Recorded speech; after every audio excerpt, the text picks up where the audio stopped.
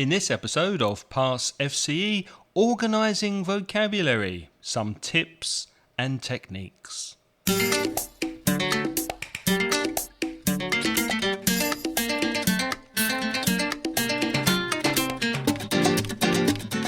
Hello and welcome to PassFCE, a Mention English podcast created to help you pass the Cambridge First Certificate exam. I'm Craig and I'm a teacher at the British Council here in Valencia, Spain. Well, this episode may be longer than the previous 3 episodes because I'd like to speak about organising your vocabulary, and there is a lot to say. So let's begin with organising your vocabulary in groups, in word families. Why do this? Well, it's easier to remember. Vocabulary is much easier to remember when it's grouped in families than a long list of words that are not connected together. In your course book, if you are following a course, it's probably organised by themes. So you have one unit or one chapter on sport, another on the environment, maybe fashion and clothes or work, entertainment, education, perhaps crime. So if the course books are grouped by these topics, then there must be a good pedagogical reason for it. Well, there is. Words are easier to learn in groups. Let's take sport, for example. Let's take tennis. What words do you think of connected to tennis? What's the name of the thing that you hit the ball with in tennis? It's not a bat, it's a racket, a tennis racket. And where do you play tennis? What's the name of the area where tennis is played? It's a court, a tennis court, and you hit the ball over the thing in the middle of the court, which is called a net. Now, when you begin to play, you throw the ball up in the air and you hit it. Now, that verb, to hit the ball at the beginning of a game of tennis, is to serve the ball. What about the scoring? 0 in tennis is love, L-O-V-E. So 15-0 is 15 love, 30-0, 30 love, 40 love, etc. Tennis does not have a referee. Football does, but the name of the referee in tennis is the umpire. U-M-P-I-R-E, the umpire. There are many collocations in sports. For example, game, match, and championship, you win. To win a game, to win a match, to win a championship. But an opponent, you beat. So win a game, beat an opponent. And we speak about spectators in sports, not audiences. If you go to the cinema or the theatre, then you sit in the audience. But if you go to a tennis match or rugby or football, then you are a spectator. Rugby, for example, has different words. You don't play rugby on a court. You play rugby on a pitch. P-I-T-C-H, like football. And like football, the judge in a game of rugby is called the referee. Not umpire, referee. Now, you score a goal in football, but what do you score in rugby if you cross the line with the ball? You score a try, T-R-Y. You score a try, or you can kick a penalty. So there we've focused on 2 sports inside the vocabulary area of sport. And when you study and learn words in your notebook, write these words down in groups. Now, you can keep a notebook with paper and pen, or you can keep a digital notebook on a smartphone. But it's not enough to write down a word or phrase and a translation into your language and then just close the book or turn off the phone. Then you just have a list of words without remembering them or knowing them. Now, you really learn a word when first you know what it means, then you know how to say it, that's the pronunciation. You also need to know how to spell it for when you write it. You should know when and when not to use it, so you must put it in a context.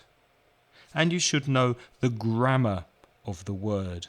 So what kind of word is it? Is it a verb, a noun, an adverb, an adjective? And which words follow it? So how does it collocate, the collocation of the word? For example, to score a try, or to serve the ball, to kick a penalty. And the prepositions that go with the words. Let's look at an example. The word difficulty. Difficulty in my dictionary says the state or condition of being difficult. An example, Simon had no difficulty in making friends. So difficulty in, that's the preposition that goes with the word. Difficulty is a noun and difficult is an adjective. Difficulty has 4 syllables and you stress the first syllable. So the first syllable is stronger than the other 3. Difficulty. Difficulty. You can make the plural of difficulty by changing the final Y to I and adding ES. So difficulties. To have many difficulties. So all of these things you need to know to really learn the word and how to use it. When you are using your course book, or if you're reading something on the internet, or if you see a song, you see words in a song, or you're watching a film, reading a book, write down any new words that interest you into your notebook. Don't write every new word, but sometimes there are words that you think, I should know this word, I know this meaning now in my language, I'm going to learn this word in English. So put it down in your notebook or your digital notes and keep the words together in the same word group. Remember the collocation, to have difficulty, and prepositions, difficulty in. Write an example sentence. I have difficulty in remembering new words. An online dictionary will give you this information, including the pronunciation and the translation into your language. I use wordreference.com, and I'll put the link in the show notes to this episode. But with wordreference.com, you don't always have the audio pronunciation. Next to the word, you sometimes see a small speaker. You click and you can hear the word. So if you don't see the pronunciation, just find another online dictionary like Cambridge online, and they usually have the pronunciation for you. Cambridge will have the British English pronunciation, and an online dictionary like Merriam-Webster will have the American pronunciation. I'll put these links in the show notes so that you can try these online dictionaries and see which one you like. You should learn vocabulary in chunks. Now, chunks are pieces of language that go together and often have a particular function. They are a single unit of meaning. So, a single unit of meaning. For example, do you mind if, when you're asking for permission, do you mind if? Do you mind if I sit here? Do you mind if I have another beer? Do you mind if I have some more wine?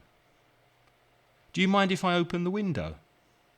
Another example, would you like? Would you like? When you're offering something, that's another language chunk.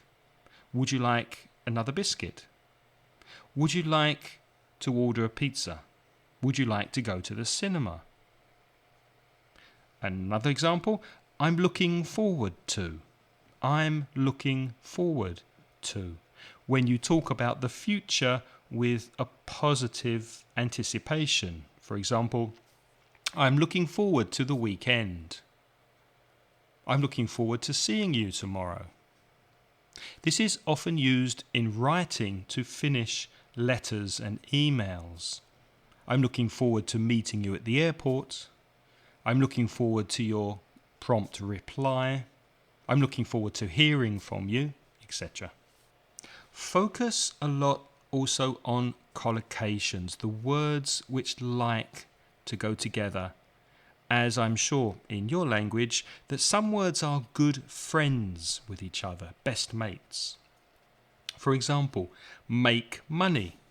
We don't say do money, we say make money. Make money is a collocation. Do business.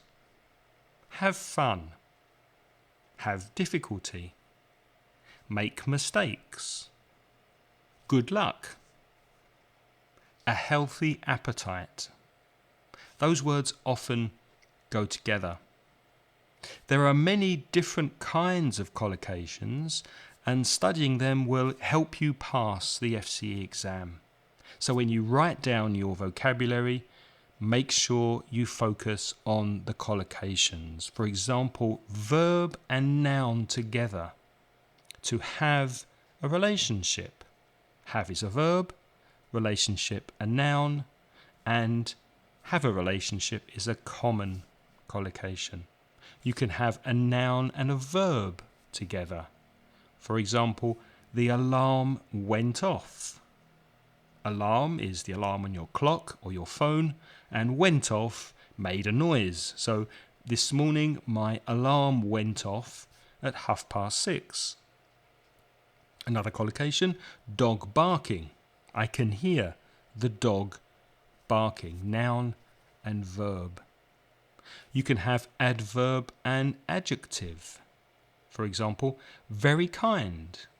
That's very kind of you. Absolutely fantastic. Totally awesome.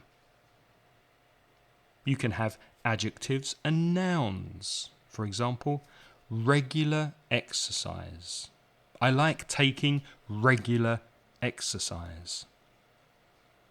There are collocations with a noun and a noun together. A bar of chocolate, for example, or a bar of soap.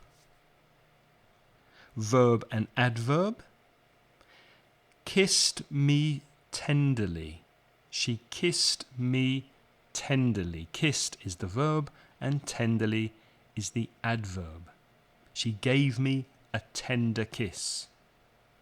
Whisper softly. Have a shower. Catch a bus. Do someone a favour. Break a promise. Take a chance. Make progress. All of these common collocations. And finally, phrasal verbs.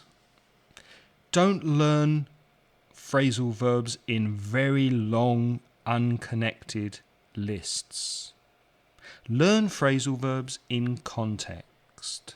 There are many, many phrasal verbs in English, and you do not need to know all of them to pass the FCE exam. There are common phrasal verbs that you should know, but it's not necessary to worry about learning many phrasal verbs. Try to group your phrasal verbs in families. For example, if you're studying relationships, to hit on someone. If you hit on someone in a bar, you start a conversation because the other person is attractive. Get together. If you get together with someone, then you probably go out with them. Another phrasal verb. Get together with another person. Break up is another phrasal verb connected to relationships. Break up or split up with someone is to separate.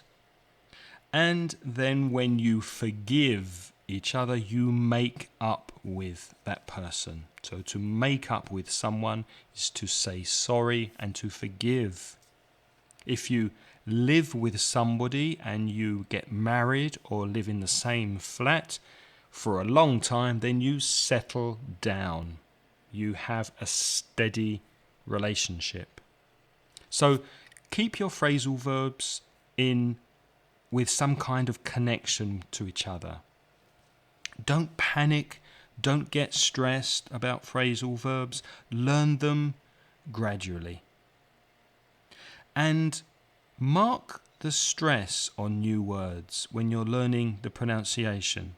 For example, longer words like relationship, 4 syllables. The second syllable is stressed. So write a small box or underline the second syllable, and then you know to stress it. Listen, relationship.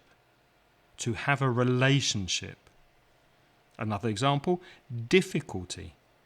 4 syllables, but the first syllable is stressed. Difficulty. I'm having difficulty. I'm having difficulty in learning English. Okay, that's it for this episode. There's a few ideas there of how to group and learn your vocabulary. And in the next episode, we will focus on how to improve your speaking. So thank you for listening. If you have any comments or questions, please let me know by sending me an email through inglespodcast.com. And I'll talk to you in the next episode.